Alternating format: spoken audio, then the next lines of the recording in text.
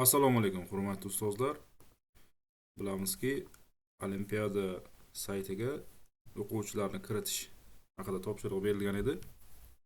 Ya'ni buni ro'yxatdan o'tishni birma-bir tushuntirib o'tmoqchiman. Bilamizki, gruppaga videolar tashaldi ketma-ketlikda. Shu videolarni umumiy holatda qanday ko'rinishda bo'lishini bitta tushuntirib o'tmoqchiman. Agar kimgadir foydali bo'ladigan bo'lsa, xursandman. Avvalo mana saytga kirdik. Mana saytning ko'rinishi. OneID bo'limiga o'tamizda OneID orqali kirish qilamiz. Bu yerda men o'zimni demak login parolim shuni eslatib o'tmoqchimanki, o'sha olimpiadaga o'quvchi etadigan o'qituvchini MyGo.uzdan o'sha OneID dan login paroli bo'lishi shart. Mana login parolim mani kiritish qilamiz.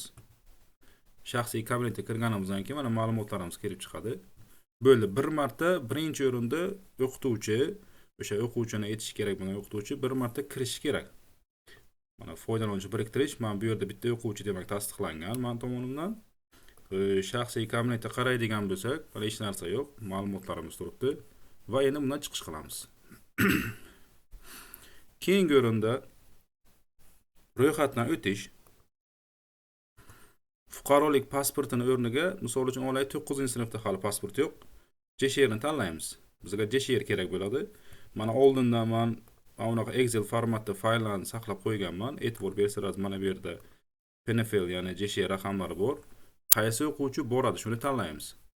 Filtrga qo'yib, misol uchun 9D sinf. Tugmasi bizga Amrullayeva Mashhura kerak. Mana demak Amrullayeva Mashhura. Buni 14 talik raqamni olamiz. Bu yerga tashlaymiz. Demak, buni tug'ilgan yili 02.02.2010 yil ekan. Mana bu yerda bor edi mana. 02.02.2010 yil. Yozamiz 02.02.2010.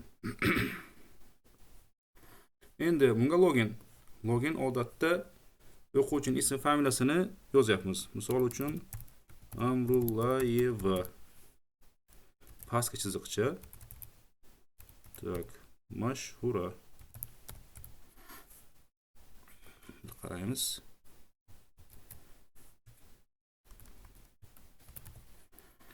Demak, JSHR kiritdik, tug'ilgan yili, o'quvchini logini va parol.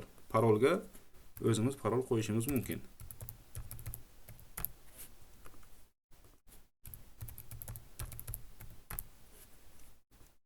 Ro'yxatdan o'tish. Saqlash qilib qo'yaylik. Demak, muvaffaqiyatli yakunlandi. Endi e'tibor beramiz, mana bu yerda paydo bo'ladi Amrullayeva Mashhura. Loginni bosamiz. Demak, shaxsiy kabinetga kirdik. Foydalanuvchi biriktirish bo'limiga o'tamiz. Mana barchasi qabul qilingan, yuborilgan. Hali bu yangi o'quvchi. Yaratish tugmasini bosamiz va qarindoshlik darajasida mentor, fanlar ro'yxatidan informatika,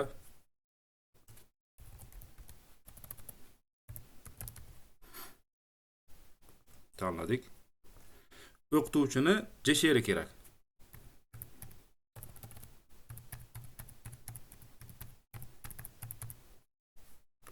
Tug'ilgan sanasi. Demak, o'qituvchini JSHR, tug'ilgan yili, sanasi va qidiruv. Demak, mana ism familiyasi chiqib keldi, ma'lumotlari, bu o'zimning ism familiyam ma'lumotlarim va taklif yuborishni bir marta bosamiz. Demak, taklif yuborildi. Endi bu saytdan chiqamiz. Qaytib OneID orqali kirib, o'qituvchi sifatida kiramiz endi. Demak, mana kirdi. Endi foydalanuvchi biriktirishga kirganimizda bu tasdiqlangan, mana oldin tasdiqlangani va hozir yangi yuborilgani bor. Ko'rishni bosamiz.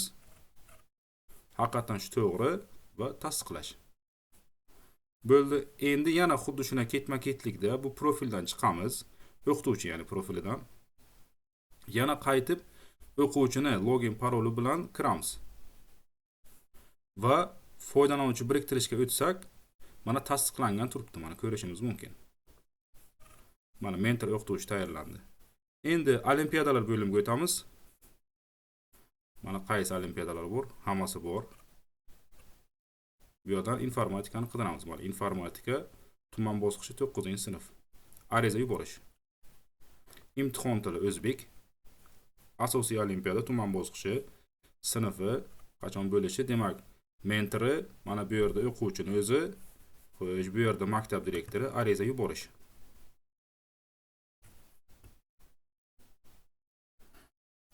Xo'sh, demak, xatolik berdi, hozir qaraymiz. Xatolik user image cannot be null. Okay. Demak, user image degani mana shu foydalanuvchini rasm haqida gap ketyapti. Shaxsiy kabinetga qaraymiz. Rasmni almashtirish. Endi bitta rasm qo'yishimiz mumkin. Ixtiyoriy, misol uchun olaylik.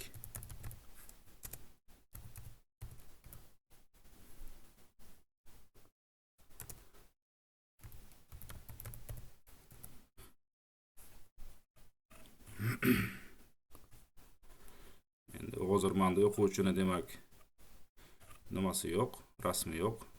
Demak, mana shu rasmni saqlanib qilib olaylik. Demak, bu bo'lmas ekan, bu rasm. Tak, bunisi-chi. Mana bo'lar ekan, image. Rasm joylashtiramiz. Sinab ko'ramiz qani. Qay darajada amalga oshadi. Yana olimpiada bo'limiga o'tamiz.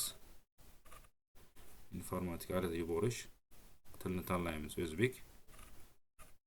Va ariza yuborish. Mana demak, arizamiz yuborildi. Amrulay Mashhura direktori, demak, tuman bosqichi va hamma ma'lumotlar bilan to'g'ri bo'ldi. Demak, yuqoridagi xatolik chiqadigan bo'lsak, image cannot be null degani, ya'ni o'quvchini o'sha rasmini bu yerda joylashtirishimiz kerak bo'ladi.